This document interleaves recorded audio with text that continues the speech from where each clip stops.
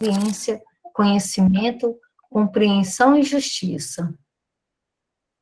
A terra, a árvore e a água suportam-no através de constrangimento, mas o homem, campeão da inteligência no planeta, é livre para recebê-la e ambientá-la no próprio coração. O problema da felicidade pessoal, por isso mesmo, nunca ser resolvido pela fuga ao processo reparador. Exterioriza-se a correção celeste em todos os ângulos da terra. Raros, contudo, lhe aceitam a bênção, porque semelhante dádiva, na maior parte das vezes, não chega envolvida em arminho, e quando levada aos lábios, não se assemelha a saboroso confeito. Surge, revestida de acúlios ou misturada de fel, à guisa de remédio curativo e salutar. Não percas, portanto, a tua preciosa oportunidade de aperfeiçoamento. A dor e o obstáculo, o trabalho e a luta são recursos de sublimação que nos compete aproveitar. Eu achei que vocês tinham saído, gente. Mas aí você não falou nada, eu continuei.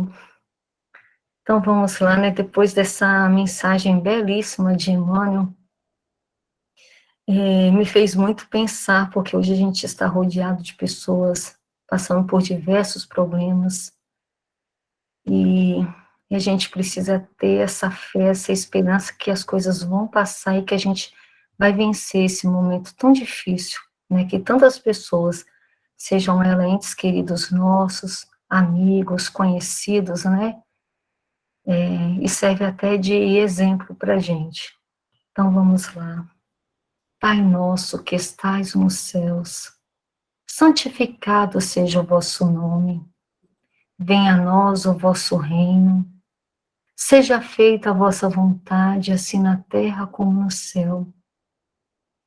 O pão nosso de cada dia nos dai hoje. Perdoai as nossas ofensas, assim como nós perdoamos a quem nos tem ofendido. E não nos deixeis cair em novas tentações, mas livra-nos, Senhor, de todo o mal. E te pedimos, Senhor, nesse momento, que abençoe a fala do nosso amigo Adriano, que ela possa vir aliviar os nossos corações, fortalecer a nossa fé para mais uma semana. Muito obrigado por mais uma vez estarmos aqui reunidos em teu nome. Que assim seja. Que assim seja. O Adriano é um querido companheiro, trabalhador da Casa Espírita, Centro Espírita Antônio de Pádua, perdão. Por profissão, é professor da UFES. E na noite de hoje, ele vai nos trazer o tema Criminosos Arrependidos. Querido, é com você. Boa noite a todos. Eu agradeço aí esse convite. É muito agradável, né? A gente ter esse convite dentro das nossas casas, com as pessoas que a gente tem convívio. É muito agradável. A gente tem convites, às vezes, né? De outras casas também. E o espírita é muito interessante, porque dessa forma virtual a gente tem conseguido chegar em alguns locais que provavelmente a gente não chegaria. E o carinho das pessoas é uma coisa impressionante. Você começa a conversar e, de repente, parece que você está ali com pessoas de anos de convívio. É muito interessante. A doutrina espírita, ela é muito, muito interessante nesse aspecto, de nos aproximar fraternalmente.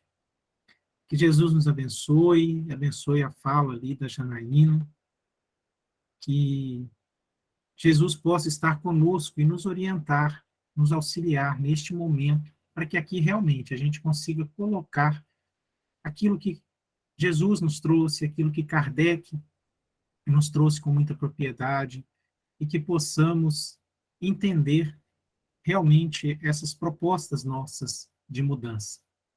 Eu vou fazer a projeção aqui. ver aqui se...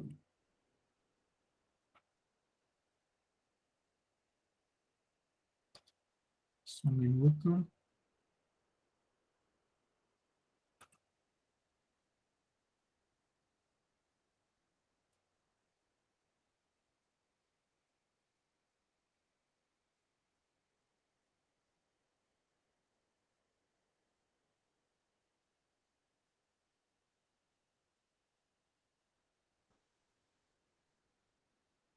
Sua tela já está aparecendo. Ok?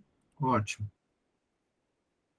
Então, hoje, a nossa proposta é conversar a respeito desse capítulo 6, que se encontra lá no livro Céu e Inferno. Lá nós vamos encontrar criminosos arrependidos. São pessoas que passaram por alguns momentos de dificuldade em suas encarnações, e aí eles tiveram a oportunidade de dar um depoimento. E esse depoimento é muito válido para nós que estamos aqui encarnados. Então, o que acontece? Primeiro, arrependimento. É importante a gente rever aí o conceito para que a gente consiga balizar, para que a gente consiga, né, ter essa base mesmo do nosso estudo da noite. Então, olha só, arrependimento. Pesar sincero por algum ato ou omissão que se tenha praticado. Então, o que significa? É realmente você se arrepender de alguma coisa que você fez, mas de forma sincera. Você precisa sentir que teve um erro, perceber esse erro, e a partir disso ser sincero na retomada da correção desse erro. Então, a sinceridade acima de tudo. É também, dentro do dicionário, negação ou desistência de uma coisa feita ou empreendida no passado. Ou seja, você vai voltar atrás naquilo que você fez. Se é uma coisa que é possível uma desistência, então você vai lá e desiste. Ah, eu comprei uma roupa nova. Nossa, mas eu não gostei. Essa roupa aqui não ficou legal. Na internet parecia mais bonito. Naquele manequim parecia mais bonito. Em mim não ficou bem, não. Ah, não vou querer, não. Aí você vai e devolve. Então você teve um arrependimento ali, uma desistência, de uma coisa simples, né? Aparentemente dentro do nosso exemplo. A outra questão está ligada já às religiões. Então, dentro do cristianismo, do judaísmo, aí você já tem uma rejeição de um comportamento pregresso, ou seja, algo que ficou lá atrás, que foi feito lá atrás, e a consequente intenção de não mais praticar essa violação. Então, se é uma violação, é algo errado, é algo equivocado que foi feito e que você não pretende fazer mais. É algo que vai contra os seus princípios. Mas, de repente, você fez. Então, daí a gente tem essa definição de arrependimento. E a gente só se arrepende de algo que a gente fez errado. Então, vamos colocar algumas perguntas aqui e vamos colocar como se fosse aquele quiz que a gente fala e rapidamente vem a resposta. Então, olha só. Por que erramos? Porque nós estamos num planeta de provas e expiações. Não vamos detalhar muito as coisas, tá? Nós estamos num planeta de provas e expiações. Então, aqui nós temos, infelizmente, ainda caminhadas de espíritos que vão errar. Os enganos contribuem de alguma forma para o nosso amadurecimento íntimo? Bom, a gente sabe que a gente tem duas formas de caminhar, né? O pessoal diz que a gente chega no espiritismo por dois caminhos, pelo amor e pela dor. Não é assim? Então, quando nós temos a dor, temos o erro, a gente tem um caminho também de aprendizado. Então, de alguma forma, esse erro, ele vai nos ajudar nesse aprendizado. Então, esse erro, ele faz parte também da nossa evolução. Alimentar a culpa e o remorso perante os equívocos pode nos trazer algum benefício? Não, de maneira alguma. Se eu cometi um erro, eu tenho que ter responsabilidade sobre esse erro. Eu não posso ter aquele sentimento de culpa que vai cristalizar o meu pensamento e vai cristalizar a minha evolução. Vai me deixar passivo diante da correção desse erro. E eu não posso assim ficar. Eu tenho que ter a consciência desse erro, avaliar este erro e partir para a correção e para a compensação desse erro. Porque, na maioria das vezes, esse erro está envolvendo um terceiro, ou seja, o meu próximo, está envolvendo um irmão. Então, se eu errei ali com meu irmão, não é assim que tem lá no Evangelho? Se você está querendo chegar até Deus, primeiro vai lá e concilia com teu irmão, antes de caminhar para Deus, porque senão não vai adiantar. Porque se você não se conciliar com o seu irmão, como que você pode alcançar a plenitude do amor, a plenitude do perdão, da caridade? Então você tem que ir lá e reconciliar. Então, essa reconciliação vem através da compensação desse erro. O que necessitamos observar para não ficarmos cometendo sempre os mesmos erros? É o olhar e vigiar. Não tem jeito. A todo dia, a toda hora, nós temos que nos vigiar. Quantas vezes nós paramos e pensamos assim, puxa vida, não era para eu ter feito isso. Por que eu fiz isso de novo? Não, não é possível. Será que eu não estou aprendendo direito? Então, assim, aconteceu comigo essa semana uma questão bem simples, mas que eu fico até com receio na hora que eu pego algum tema de estudo nosso, porque sempre naquela semana vai ter alguma coisa correlacionada com aquele tema. Então, a gente tem que estar atento a todo momento. Aconteceu essa semana eu conversar com uma pessoa sobre um determinado negócio que a gente estava fazendo, que a gente estava... E aí a pessoa falou assim, mas qual que é o preço que você quer comprar? Aí eu virei e falei assim, o preço é tanto. E aí, a pessoa falou assim, o preço de mercado é tanto? Eu falei, é. E pronto, e não dei muita importância para aquilo. Gente, meu Deus do céu, aquilo ficou martelando na minha cabeça. Eu falei, puxa vida, tudo bem, para mim vale esse valor, mas o preço de mercado está a mais. Então eu vou ter que ir lá e falar com a pessoa. E aquilo me incomodou de tal maneira que eu fui lá e falei com a pessoa que o valor era maior. Eu falei, não, o valor é isso de mercado.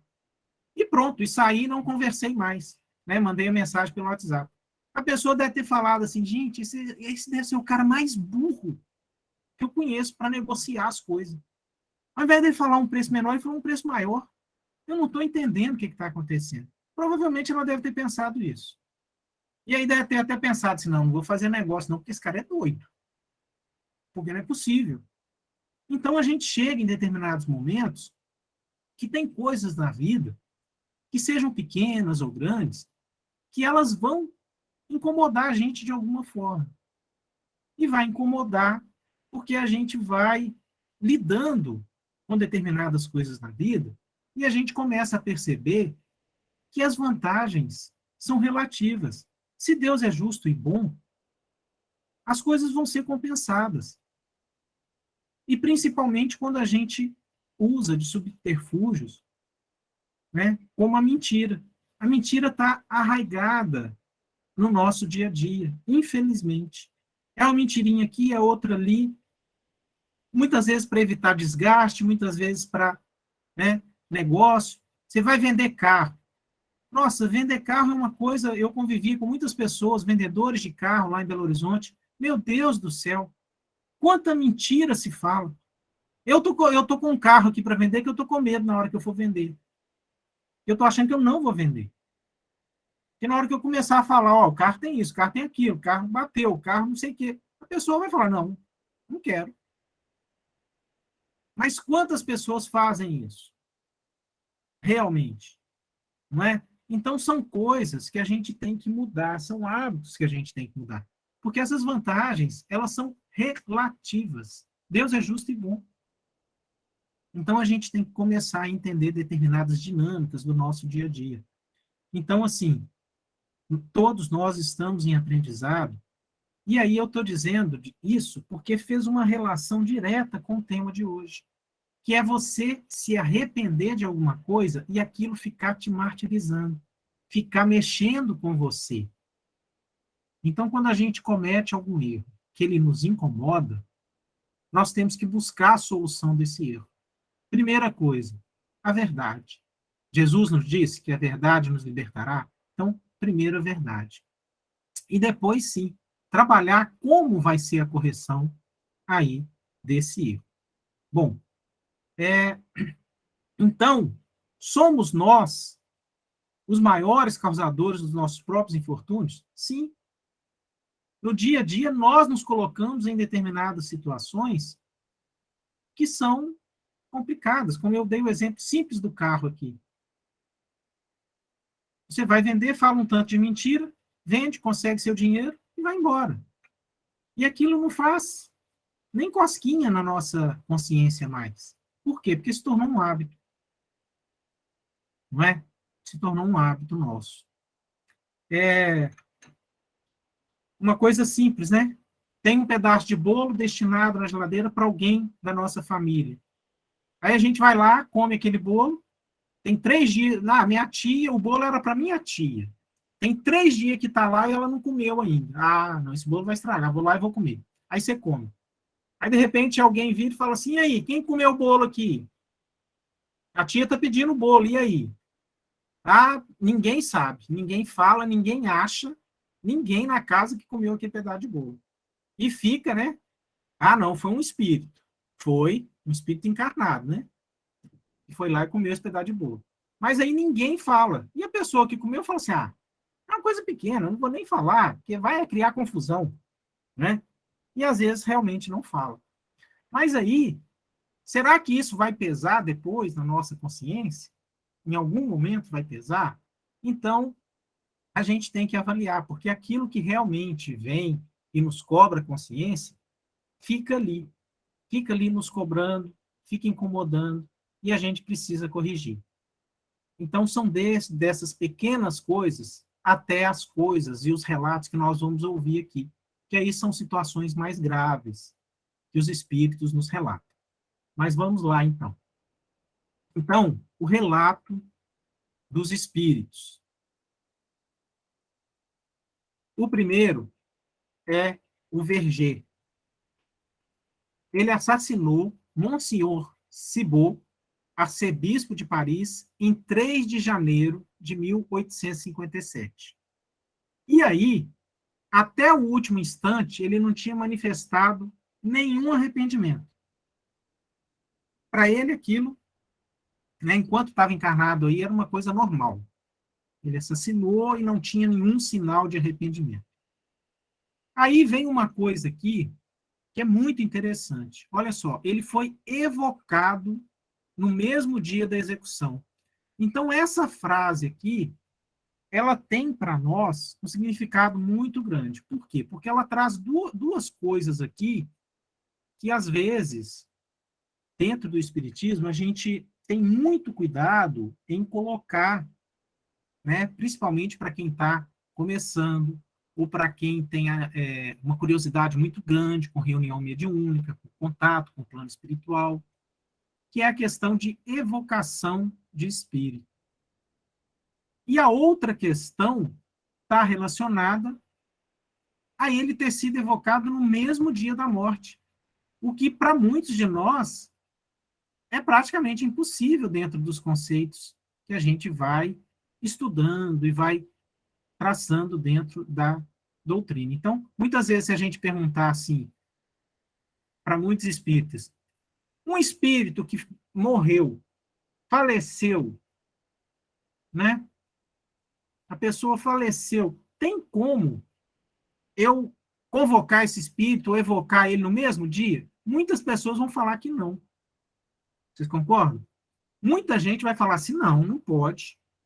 Não pode, porque ele está perturbado, porque ele está isso, porque ele está aquilo. Mas então por que que isso acontece? Ou por que que aconteceu lá com Kardec? Se aconteceu, é possível, correto? Mas por que então que a doutrina, para muitos de nós, muitas vezes afasta essa questão? Primeiro, que a maioria dos espíritos que desencarnam tem grande confusão mental, para começar. Segundo, a evocação de espíritos, ela não é muito divulgada dentro da doutrina. Por quê? Porque é uma coisa muito séria. Foi feito na época de Kardec porque havia ali a necessidade de estudos. Hoje em dia, se a gente for evocar um espírito no mesmo dia, é uma situação muito séria. É muito complicado isso. Então, a doutrina não recomenda a evocação. Mas aí não recomenda como não recomenda? Não recomenda de ordem geral. Porque a apostila de mediunidade da FEB fala sobre a evocação. Mas em quais momentos? Como deve ser feito?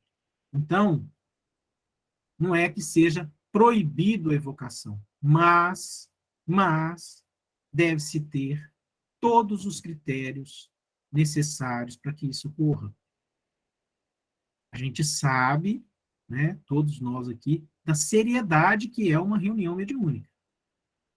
Então, nós precisamos ter muito cuidado com, né, quando a gente vê isso aqui, evocou o espírito mesmo de, não, então eu posso fazer. Não, não é assim. Então, cuidado que se deve ter com essa questão de evocação, né, de espíritos. Então, na sequência, o que acontece? Aí começam as perguntas, né? Arrependei-vos do que fizeste? Fiz mal em matar, mas a isso fui levado pelo meu caráter, que não podia tolerar humilhações. Então, olha só, gente, no mesmo dia, um espírito que encarnado, ele não tinha manifestado nenhum sinal de arrependimento, ele, após o desencarne, após o choque ali que ele teve já da desencarnação, ele já tem um certo indício de raciocínio do que ele fez.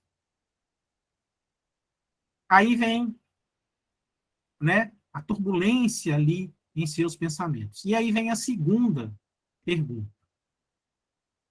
Tedes a vossa vítima? Aí olha só como ele já coloca. Parece-me ouvir uma voz semelhante à sua, dizendo-me, não mais te quero. Será talvez um efeito da imaginação?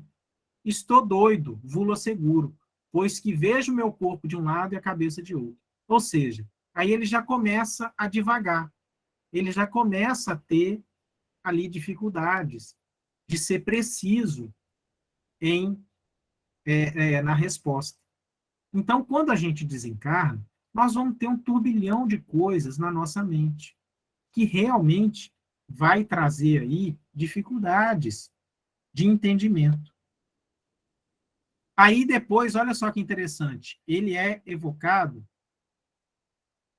de novo, com 3 dias. Reconhecei-vos melhor agora, já sei que não mais pertenço a esse mundo. Pesa-me o que fiz, porém meu espírito está mais livre.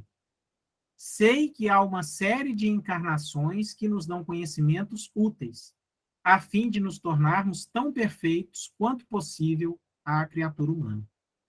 Então, aqui, é muito interessante, porque a gente sabe que são vários tipos e vários momentos do espírito. Então, esse espírito, lógico, Kardec estava rodeado de uma pleiade de espíritos iluminados, para que ali levassem esses espíritos que estavam sendo evocados.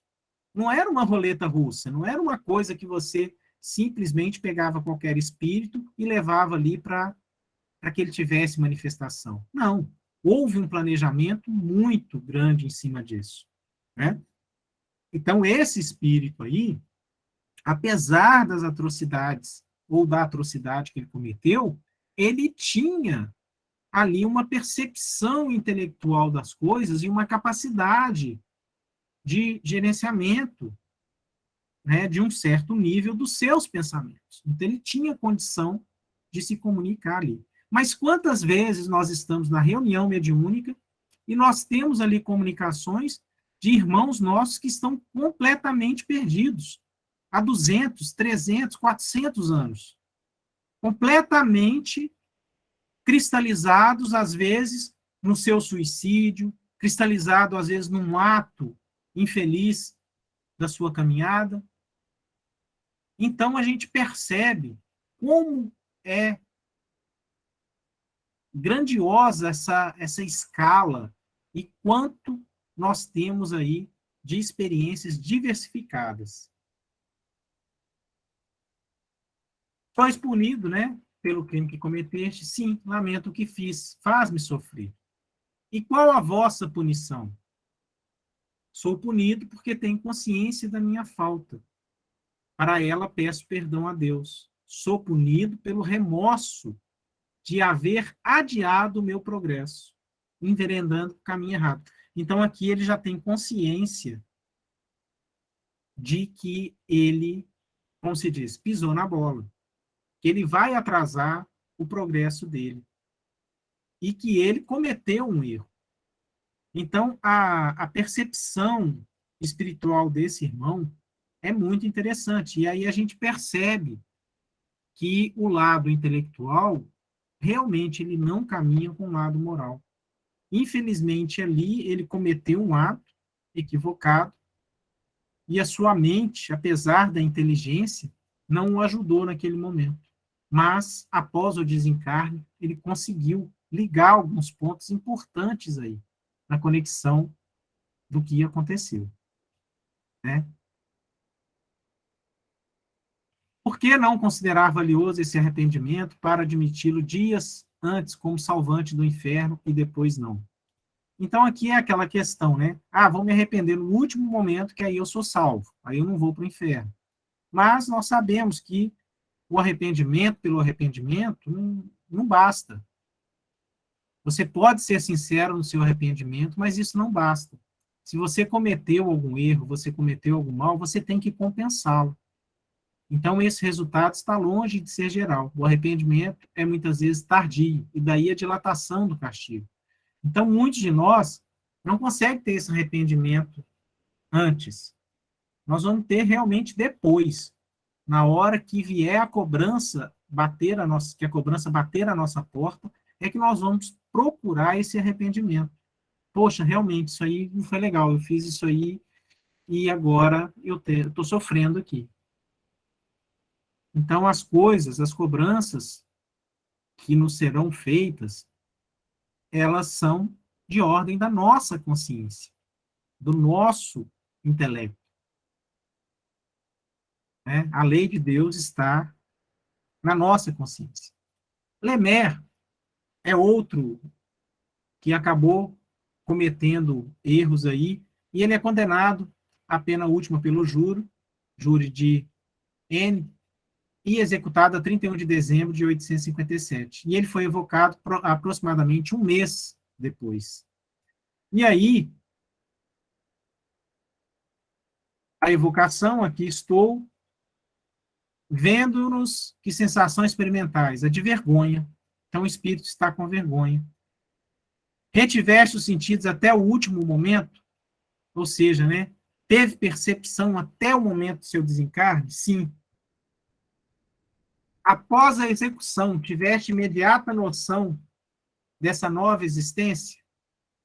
Eu estava imerso em grande perturbação, da qual, aliás, ainda não me libertei. Sentir uma dor imensa, afigurando-se ser o coração que sofria. Nas nossas reuniões mediúnicas, a gente tem fartas histórias como essas. Os irmãos têm um grande arrependimento daquilo que fizeram, muitos deles. Alguns, lógico, chegam de forma, às vezes, bem arrogante ainda, sem nenhum arrependimento. Esses vão precisar de um pouquinho mais de tempo. Mas o caminho final de todos é o arrependimento, é se arrepender daquilo que fez de ruim. Então, mesmo aqueles que são renitentes, que chegam na reunião esbravejando, em algum momento ele vai ter esse arrependimento. Em algum momento ele vai se, vamos dizer, ele vai se salvar. Então, nenhuma ovelha se perderá. E aqui ele traz uma posição muito interessante, porque ele diz que o coração que sofria. Então ele percebe ainda, ele tem ainda uma sensação das dores do corpo físico. Mas a dor do suplício, quem a experimentava? O corpo ou o espírito? A dor moral estava em meu espírito, sentindo o corpo, a dor física. Mas o espírito desligado também dela se ressentia. Então, olha só, apesar do desencarne, apesar dele não estar mais ligado ao corpo, ele ainda tinha as percepções e as sensações do corpo. Então, ele percebia ali aquela dor no coração. E também tinha a dor no próprio espírito. Então, olha só como que essas coisas são, no corpo, realmente a dor física. E aí, aquela sensação da dor física. E no espírito, a dor moral. Como nós já sabemos que acontece.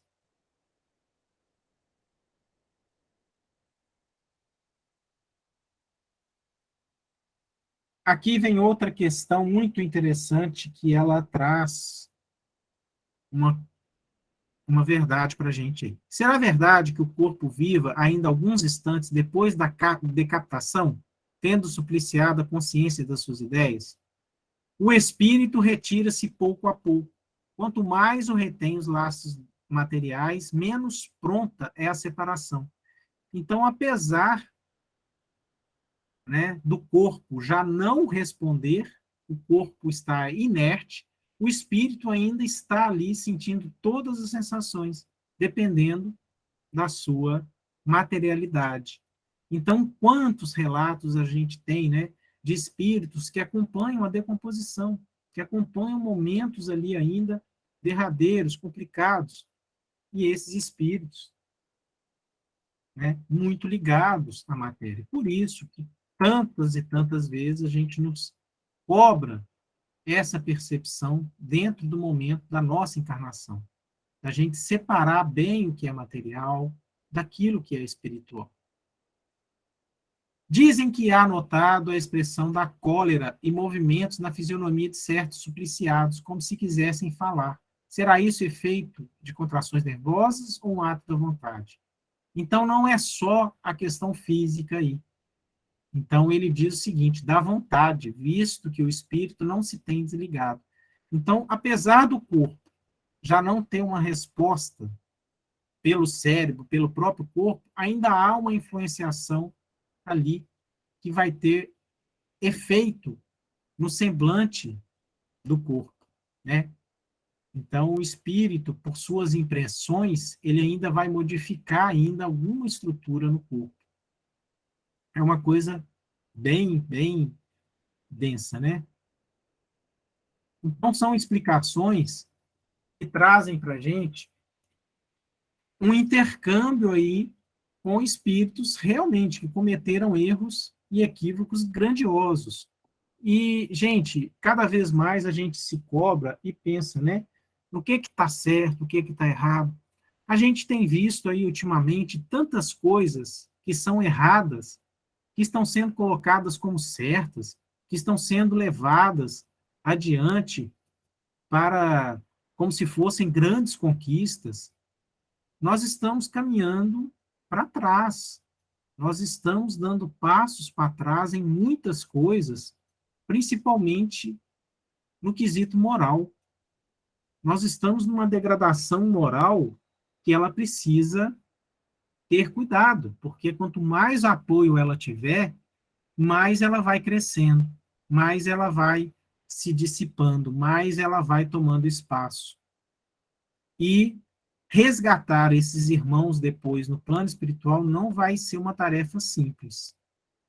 Então, que consigamos enxergar a verdade, que consigamos enxergar as coisas que estão acontecendo, para que a gente possa ter, né, uma opinião própria, e não uma opinião formada, formatada, que a gente consiga analisar, principalmente dentro dos conceitos espíritas, as coisas que vão acontecendo, e que eu não fique apenas com um retrato da situação, mas que eu busque um filme, ou seja, que eu volte várias e várias cenas atrás aí para compor aquele cenário e entender realmente o que está acontecendo. Porque senão a gente se equivoca nas nossas decisões, se equivoca, né, na nossa conduta e acaba trazendo aí uma dificuldade para o nosso órgão muito maior do que deveria.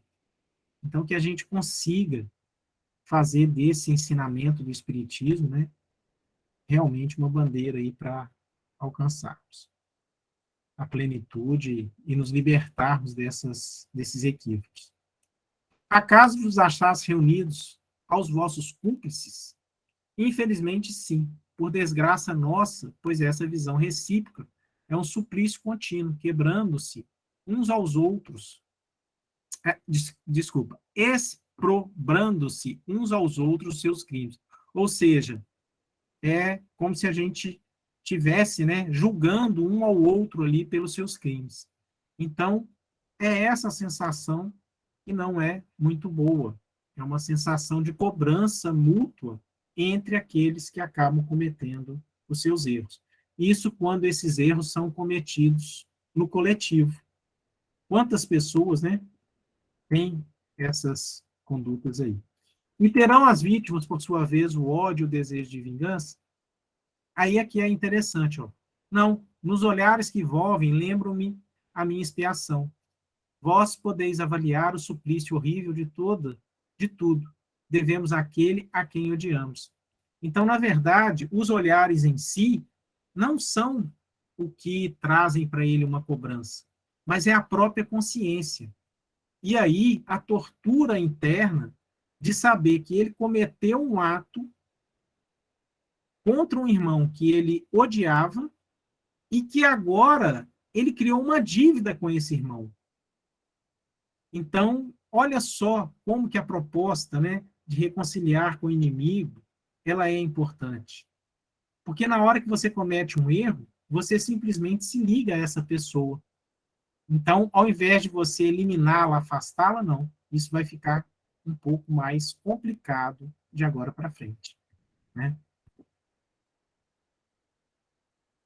Então, o pendor para o mal estava em vossa natureza, ou fostes ainda influenciado pelo meio que viveste? Quantas vezes a gente fala, né? Ah, o meio vai influenciar.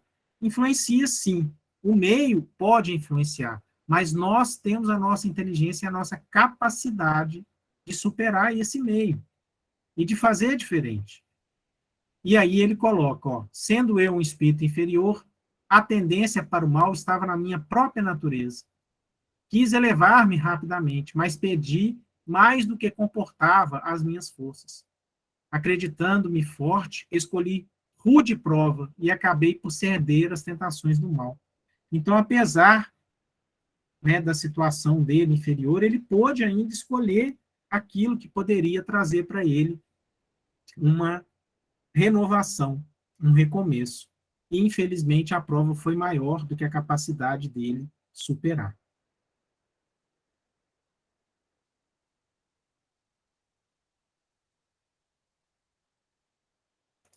Aí outra questão interessante, olha só, se tivesse recebido princípios de educação, ter-vos-íeis desviado da senda criminosa?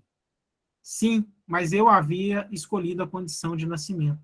Então, a própria condição de nascimento, né, teria complicado a situação dele. Ó. Um homem fraco é incapaz, tanto para o bem como para o mal. Poderia, talvez, corrigir na vida o mal inerente à minha natureza, mas nunca me elevar à prática do bem. olha só, a percepção desse espírito da situação dele, que ele, independente do que fosse mostrado para ele ali, infelizmente, naquele momento, ele ainda não tinha capacidade de se elevar à prática do bem. E a gente sabe o quanto isso é importante para a gente, o quanto o bem deve fazer parte da nossa vida.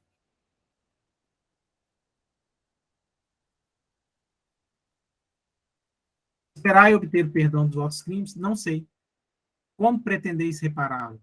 Por novas provações, conquanto me pareça que uma eternidade existe entre elas e mim. Então, aqui, a gente tem também uma percepção de que há aí uma necessidade de aprendizado, né? Ele precisa de outras reencarnações para ele conseguir superar isso aí, né? Então, desculpa, saiu aqui, só um minuto.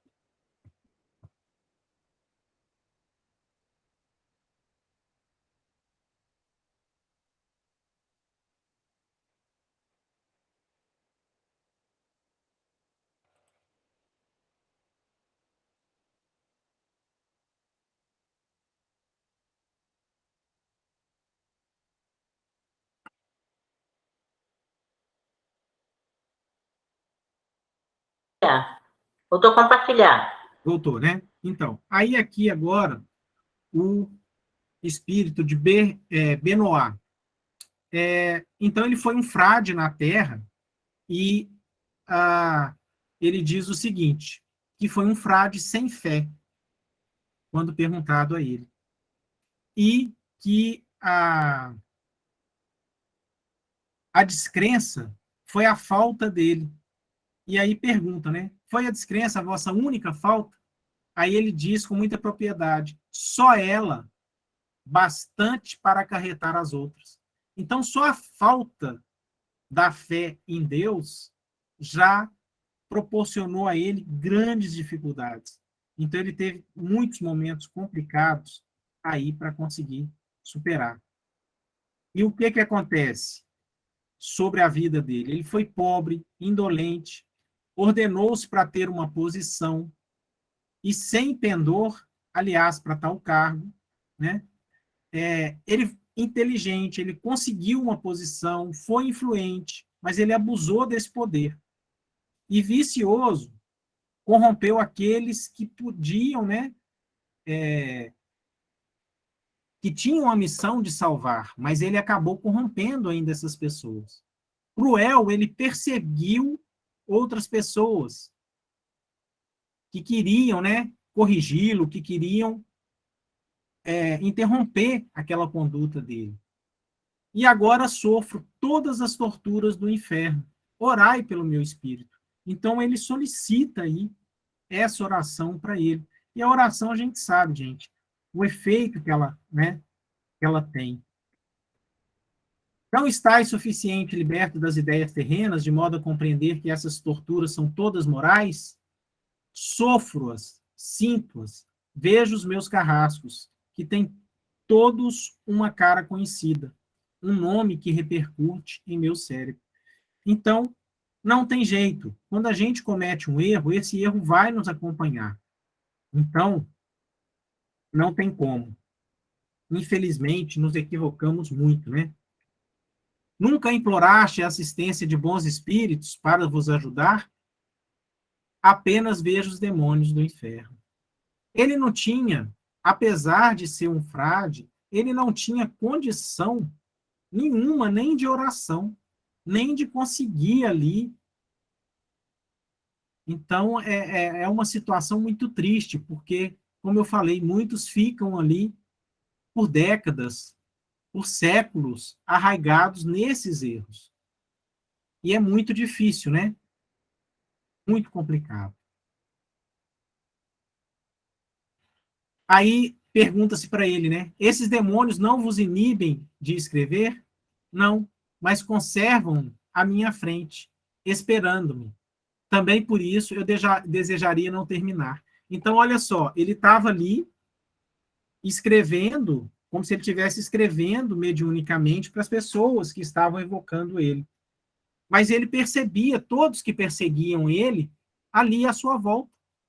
E só estava esperando ele terminar de escrever para começarem de novo as suas cobranças. Então, o desejo dele era de não terminar de escrever de jeito nenhum, porque senão aquilo iria prejudicá-lo. Não posso demorar-me mais. Voltai diariamente para orarmos juntos, e os bons espíritos os auxiliarão. Então, a pessoa que estava ali com ele, né, falou que não poderia demorar, que teria que sair. E aí ele diz, sim, desejo perdão, orai por mim, que não posso fazê-lo. Então, apesar da condição dele na Terra, de uma pessoa religiosa, ele não conseguia nem fazer oração. Ele não tinha nem condição de orar. Daí, mais uma vez, a importância da oração, né? E aqui, o nosso último depoimento, que é o espírito de Katenu-Dari. Então, olha só, esse espírito, ele estava condenado a habitar uma casa, e a casa que ele cometeu o crime, sem poder fixar pensamento em outra coisa que não naquele crime, tendo-o sempre ante aos seus olhos, e acreditando que aquilo fosse uma eterna tortura. Está como no momento do próprio crime, porque qualquer outra recordação lhe foi retirada e interditada toda comunicação com qualquer outro espírito. Sobre a terra só pôde permanecer naquela casa, e no espaço só lhe restam solidão e treva. Então ele não tinha outro ambiente, apesar de estar desencarnado, ele não tinha outro ambiente a não ser ficar condenado àquela casa. Quantas vezes lá atrás, né, a gente, e hoje se tem aí no cinema inspirações para esse tipo de coisa, muitas vezes de forma equivocada, mas quantas vezes a gente tem aqueles espíritos que ficam em determinada casa, que ali eles estão, né, e esse aqui é um caso relatado por Kardec, que realmente ele ficava nesta casa o tempo todo. Haveria um meio de desalojar dessa casa? Qual seria esse meio? Orar por ele. Contudo, é precisamente isso que se deixa de fazer muitas vezes, preferindo-se intimidá-lo com exorcismos formulados, que, aliás, muito os divertem. Então, dependendo do espírito, fica até engraçado, né? As pessoas chegar ali e ficar gritando com ele, falando que ele tem que sair daquela casa. Imagina, um espírito que, infelizmente, está condenado a viver naquela casa, aí, de repente, chega as pessoas e ficam gritando com ele para sair dali. Então, é isso que acontecia lá no passado e que ainda acontecem em muitos locais hoje em dia, infelizmente, pela falta de compreensão, de entendimento do que está acontecendo. Se tem um espírito que ele está se manifestando aqui de forma ostensiva, tem alguma coisa errada. Tem alguma coisa errada. Ele está preso aqui por algum motivo. Então, a oração para esse espírito, ela é fundamental. É preciso orar, é preciso estar em oração para ajudar esse nosso irmão, porque senão ele não vai se libertar daquele trauma, daquela... Né? Muitos espíritos também a gente percebe que são acolhidos pela família nesse entendimento. Pessoas que já desencarnaram da família continuam rezando e orando por ele, e às vezes no momento de presença desse irmão numa reunião mediúnica, a única percepção, muitas vezes, que ele vai ter é de um ente querido. É de um ente querido que vai chegar ali e vai auxiliá-lo. Então, a oração desse ente querido faz a diferença. Gente, e muitas vezes isso vai ser por séculos, daquela pessoa insistindo no resgate desse irmão, né? De onde vinha esse espírito antes de sua encarnação? Olha só. Tiveram uma existência entre tribos das mais ferozes e selvagens, e precedentemente em planeta inferior à Terra. Então, a gente já está achando a Terra, né, complicada. aí vem um espírito ainda de outro planeta inferior à Terra. Então, imagina a dificuldade disso aí, né? Realmente é muito complicado. Não é uma coisa simples. Apesar da sua inferioridade, esse espírito é sensível aos efeitos da prece. A prece só aproveita ao espírito que se arrepende. A ineficácia da prece também é para eles um castigo. Enfim, ela só alivia os não totalmente endurecidos. Então, se o espírito, né, tiver aquele arrependimento, tiver a percepção ali do amor e do efeito dessa prece, aí sim, ele vai conseguir aproveitá-la. Do contrário, ele não consegue. Mas aí a prece é inútil? Não, não é. Toda a prece, gente, é ouvida por Deus. Então aquilo, no momento, não está chegando ao irmão, mas ela está chegando a Deus, está chegando à espiritualidade maior, que vai ter ali todo o cuidado com aquele irmão. Então, no primeiro momento, ele pode não perceber a eficácia dessa prece, mas ela é muito importante para que esse irmão não seja esquecido. Então, este espírito é passível de melhora? Por que não? Pois não são todos estes como os outros? É possível, entretanto, que haja nisso dificuldades, porém a permuta do bem pelo mal acabará por sensibilizá-lo. Orai em primeiro lugar, e se o evocardes daqui a um mês, vereis a transformação operada. Novamente evocado, mais tarde, o espírito mostrou-se mais brando, e pouco a pouco submisso e arrependido. Bom, aqui foi uma experiência de meses, mas a gente sabe que isso pode ir por séculos, décadas, séculos, né, ou até milênios, dependendo das situações. Então, há muito mistérios, né, entre o céu e a terra aí.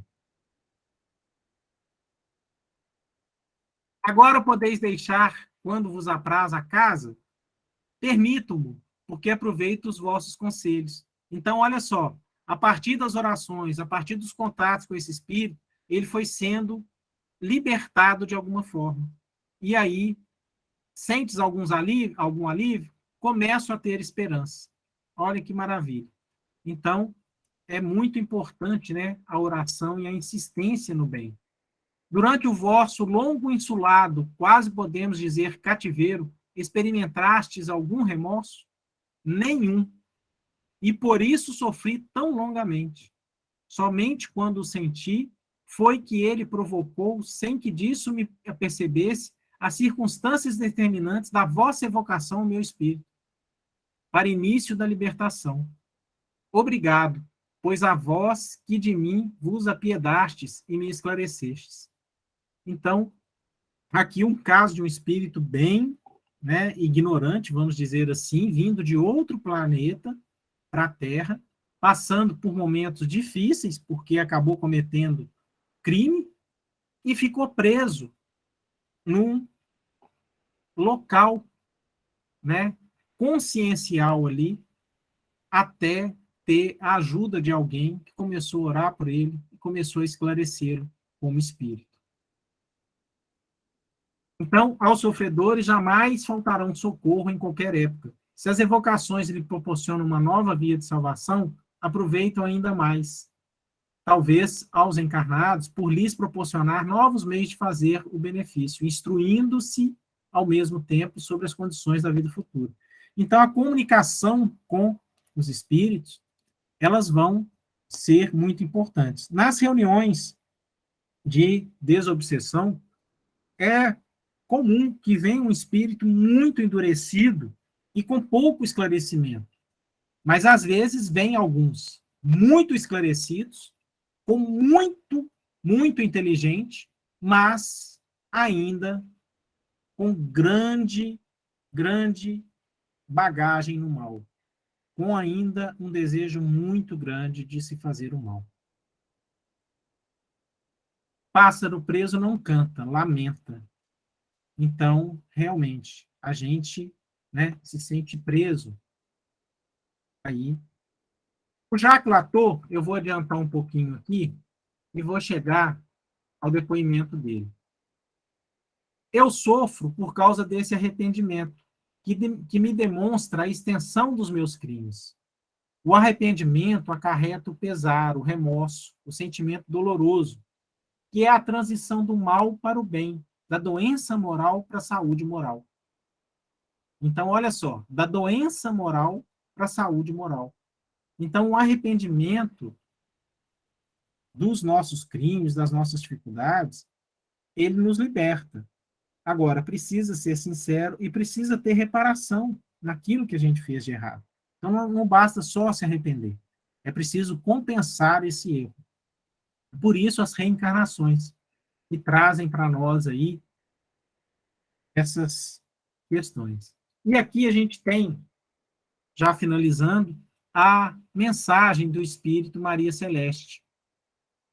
Espírita, irmão, há quanto tempo não visitas um presídio? É possível que até hoje não tenhas pensado nos reclusos. No corpo, apenas sentimos a presença de um órgão quando ele adoece. São silenciosas as vísceras que funcionam regularmente. A vida moral, vezes e vezes, os problemas são igualmente assim. Somente chegamos a senti-lo quando nos vergastam o próprio eu. Rememoremos, portanto, a prova inexprimível daqueles irmãos que nos deixaram compulsoriamente o convívio. Então, os nossos irmãos que estão no cárcere, né, eles têm uma dificuldade muito grande. Porque semelhante àquele espírito lá, que estava preso à casa, eles estão fisicamente num espaço recluso, e a gente sabe como que isso funciona, né? Aqui no Brasil, você tem uma prisão onde que cabe 10 pessoas e você tem, às vezes, 25, 30 pessoas lá dentro. E isso é muito complicado. Eu já tive a oportunidade de ir em um presídio, conversar com uma pessoa que estava reclusa, e aí perguntei para ela, mas e aí? Quantas pessoas tem na sua cela? Ah, deve ter umas 15. Eu falei, deve ter, porque às vezes a pessoa sai, fica doente, aí tem que ir para a enfermaria, aí às vezes fica 14, às vezes fica 15, fica 16, depende. Eu falei, e quantas camas tem? Ah, tem 4 camas. Mas como que vocês dormem? Não, 4 dormem na cama, o resto dorme no chão. Mas o que determina isso? A força. Então, assim, nossa, é triste, muito triste. Quantas joias espirituais de rara beleza atolados nos escrínios da lama? Até que todos os presídios sejam transfigurados em escolas e hospitais, conduzamos-nos a eles, os grandes e infelizes prisioneiros de si mesmos, a consolação de uma visita, o estímulo de um sorriso, o júbilo de uma dádiva, a bênção de uma prece. Então, gente, aqui a gente tem essa página que foi recebida pelo Valdo Vieira, né, na reunião pública da Comunhão Espírita Cristã, na noite de 11/12/1961, em Uberaba, Minas Gerais. Essa questão, né, dos nossos irmãos que estão reclusos, ela é muito delicada. Então, nós temos aí a questão espiritual. Então, aqueles que não são julgados pela nossa lei civil acabam sendo julgados pela lei de Deus. E nós sabemos que o maior juiz é a nossa consciência. Que nos sensibilizemos aí também com esses irmãos que estão reclusos nos presídios, né, cada vez mais necessitados. E nós temos aí algumas religiões que têm feito um trabalho belíssimo. Mas eu advirto, faço uma advertência aqui. A visita a um presídio é uma coisa muito séria e é muito complicado. Então, só recomendo a quem esteja realmente preparado para estar lá, porque é bem complicado, é bem doloroso, é bem difícil, e a gente precisa estar bem equilibrado para assumir esse tipo de trabalho. E a equipe também tem que estar bem equilibrada, porque é bem complicado. E que, então, reforcemos as nossas orações em prol desses nossos irmãos. Que Jesus, então, nos abençoe, nos ilumine. Mais uma vez, obrigado pelo convite.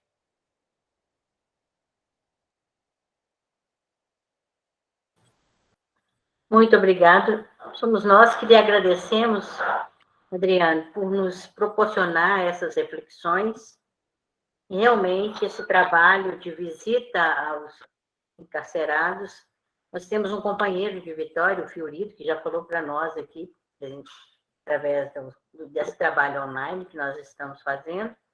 Ele tem um trabalho constante e árduo de tentar sensibilizar a todos nós espíritas a criarmos nas cidades onde temos casas espíritas essa visita aos apenados. E realmente é um trabalho que tem que ter disposição e realmente a pessoa tem que ter muito equilíbrio emocional para fazê-lo, né?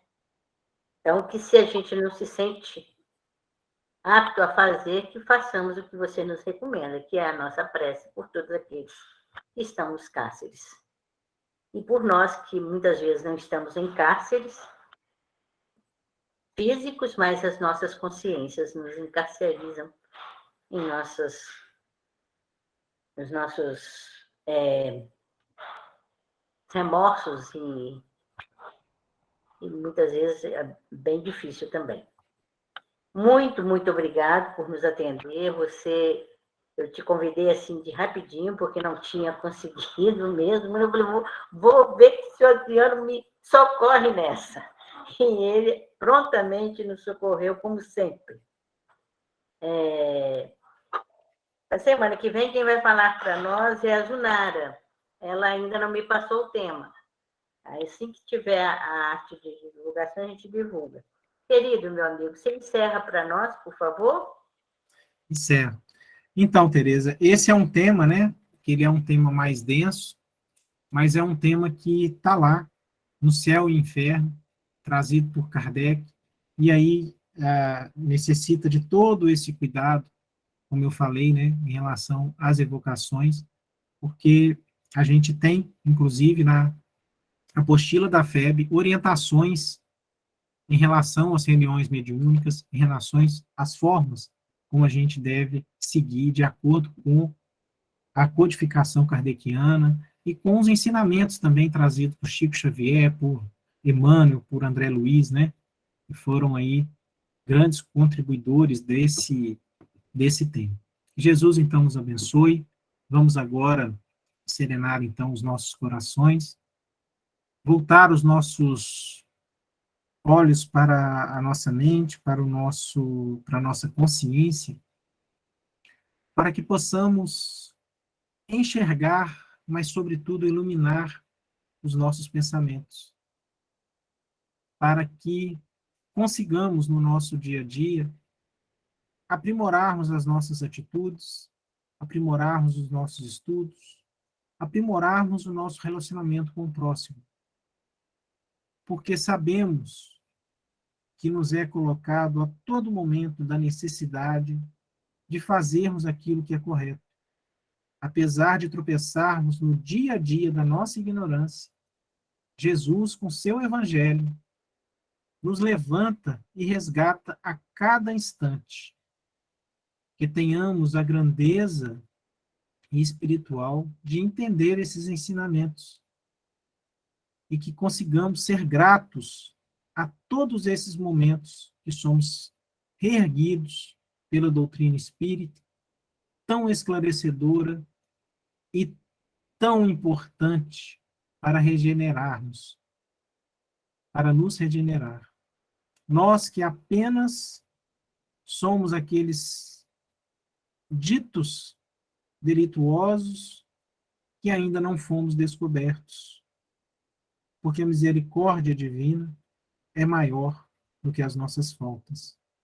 Que possamos, então, enxergarmos além do plano físico e entendermos a dimensão consciencial do momento de desencarne, para que tenhamos aqui, dentro de nós, a certeza de que caminharemos para a luz. Que Jesus esteja conosco, nos abençoe, nos dê a todos uma boa semana. Que a paz do Cristo se faça presente e que assim seja. Que assim sejam. Tenham todos uma excelente semana. Muito obrigado pela presença. E, mais uma vez, desculpa aí o embaraço do link, gente.